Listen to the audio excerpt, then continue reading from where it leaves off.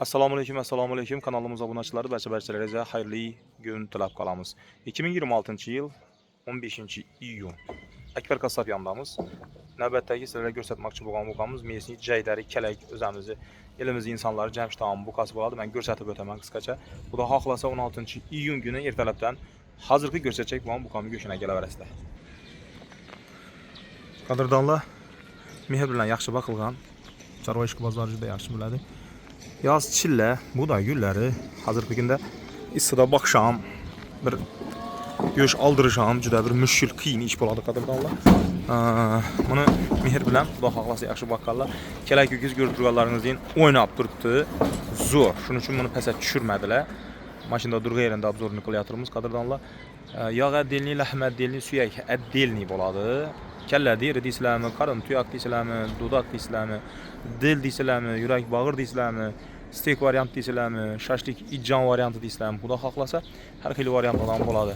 Chorva ishqibozlari, dehqonlarimiz, barcha-barchalaringizning ishlaringizga Allohim umr gullaringizga rizq ro'zasi, kasbyorlaringizga baraka bersin. Shuningdek bu xoladan kamida 10 dan 20 dan 50 dan 100 dan baxshiliqni Alloh nasib etsin. Ata-bobolarimiz aytadi, aytgan hakikaten mal bakkan dehqonchilik qilgan hech qachon kam bo'lgan emas. Buni tarix isbotlagan, asr isbotlagan hayot guvoh. Shundan ekan, hamma amalaringiz, ishlaringizga rivoj. Musofirda yurgan qadrdonlarim, oltin boshlaringiz omon bo'lsin. Bir like'larni bosing, izohlarda iltimos fikrlaringizni yozib qoldirishni unutmanglar. Akbar Qassobning adresini bilmaydigan yurtdoshlarimiz uchun bir eslatib o'tamiz. Quruqdan madaniyat uyi ro'parasida bo'ladi qassobxona qadrdonlar.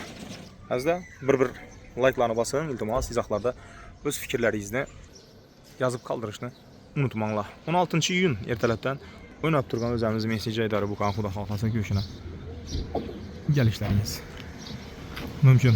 Buğday yig'nashtirib turgan dehqonlarimiz, xirmoningizga, umringizga, rizqingizga Alloh baraka bersin.